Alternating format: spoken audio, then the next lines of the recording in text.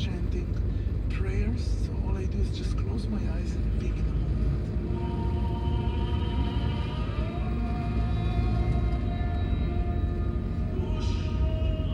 You're here in what was a great music hall in London. The voices are amplified, so it's not Covent Garden opera, and yet it's operatic in tone. How do you tread that line?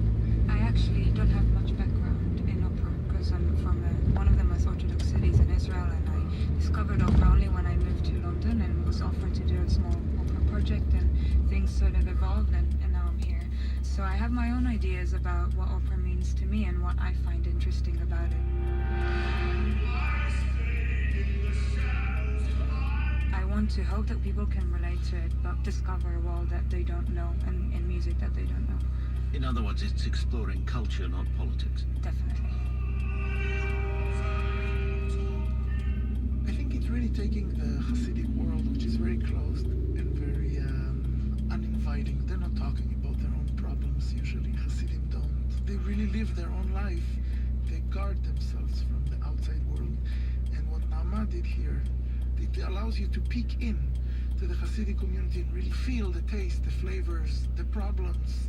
So when you look at them, you really see some kind of an expression of what used to be 500 years ago, 1,000 years ago. So the customs go through the generations in a very exact way. Whereas, let's say, more conservative, modern, liberal Judaism will look forward to the future and see what they can change and adapt, but then a lot of things are lost. So you need a little bit of this and a little bit of that. It's just different flavors.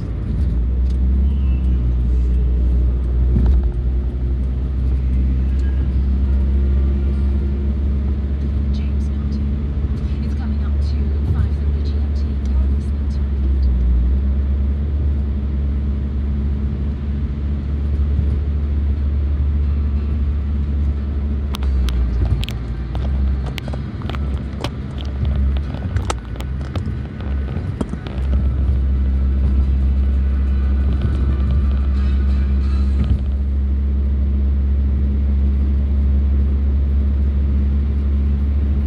The BBC World Service is made possible by American Public Media as the largest station-based public radio organization in the U.S. APM offers award-winning content to audiences everywhere. The BBC World Service connects audiences to the world. From international news to arts and culture programming, listeners hear global stories and perspectives not heard anywhere else.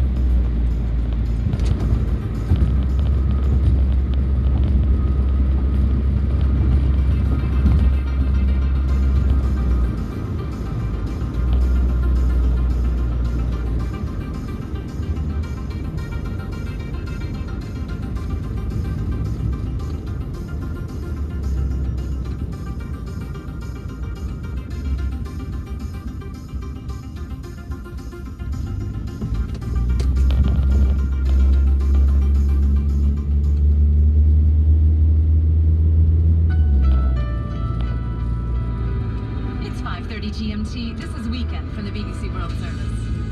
Still to come, fighting intensifies in the Yemeni port city of Hodeidah as the Saudi-led alliance tries to drive out Houthi rebels. Why a 27-year-old dispute over the naming of Macedonia might finally be over, and a new stage adaptation of George Orwell's Down and Out in Paris and London. That's all on Weekend with Celia Hatton. But first, a summary of world news. BBC News with Rosemary Crick. Weeks of deadly violence in Nicaragua look set to end after the government and opposition representatives reached an agreement during talks brokered by the Catholic Church. They said they would also establish a truth commission and allow an international investigation into the violence that's killed at least 170.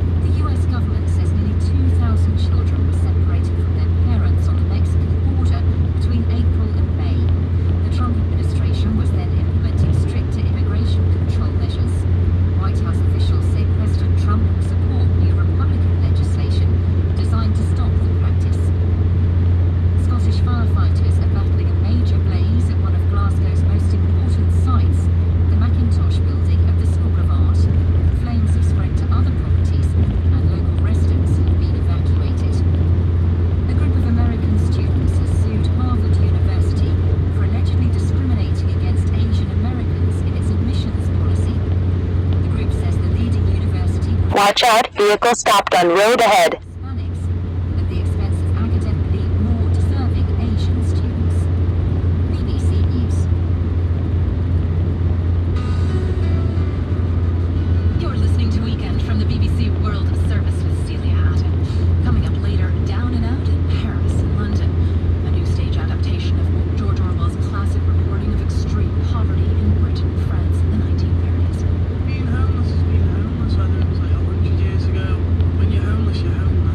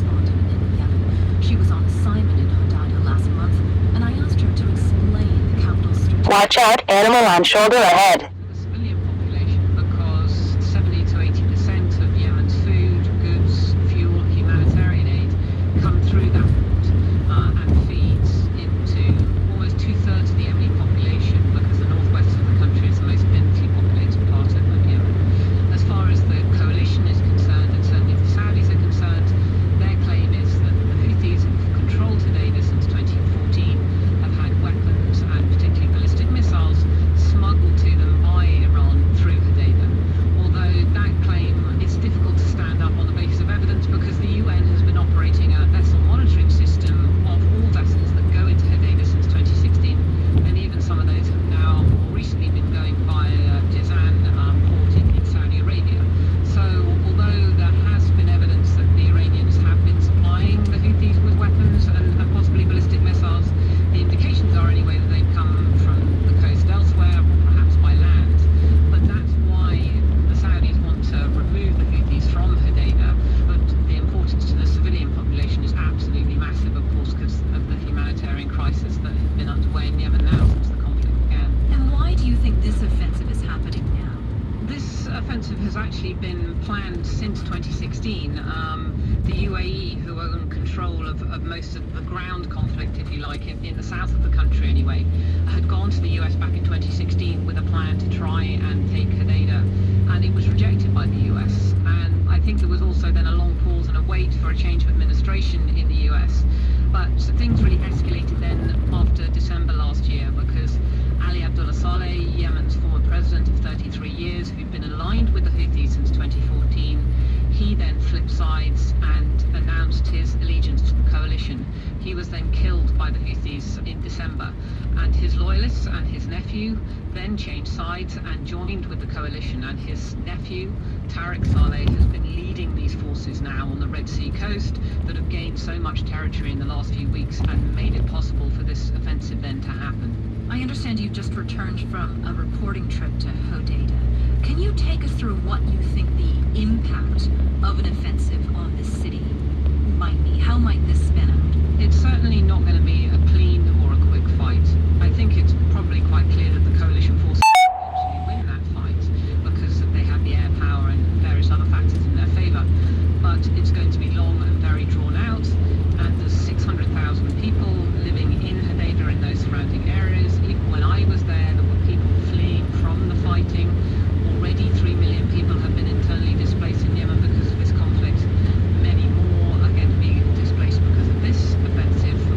UN agencies have estimated over 300,000 people will be displaced. And then, of course, because of the need of the port to get goods and food into Yemen, the knock-on effect to millions of Yemenis who are already struggling to feed their families, who are already struggling to pay the money that food now costs inside Yemen because they rely on imports for their food, is going to be massive. And the humanitarian agencies report this is going to affect millions of... Watch out, vehicle stopped on shoulder ahead. 27 million Yemenis already rely on humanitarian aid, and that number is only going to increase as soon as the port is shut down. That is just a stunning figure. 22 million out of 27 million. That's incredible. Do you see any diplomatic solution? Is there any way that a diplomatic solution can head this off? Well, there was a new UN Special Envoy put in place in March of this year, Martin Griffiths, and he has been desperately... Watch out, vehicle stopped on shoulder ahead. Was in Sana'a talking to the Houthis on June 2nd and was there for 4 days. He's since been to the UAE, he's been to Saudi Arabia, and although this offensive was launched in the early hours of Wednesday morning of this week, he's still trying to push for a deal that would see the UN then take control as an independent body of the port to basically keep the coalition happy about this issue of apparent smuggling. But he's got to try and negotiate this deal between all the parties involved, and that deal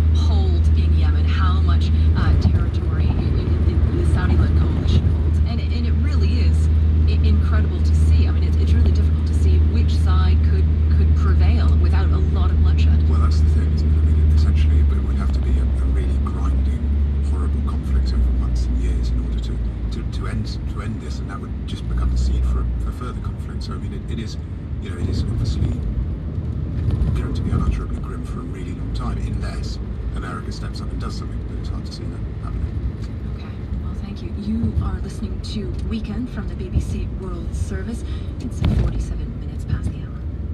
Well, it took 27 years of talks and in the face of many protests, but this week the prime ministers of Greece and Macedonia finally agreed on a new name for the former Yugoslav Republic.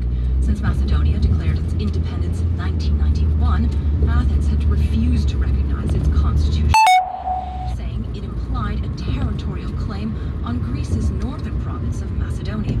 Well, Macedonia, the country, could now be known as the Republic of North Macedonia, though political wrangling over that name continues despite this week's initial agreement.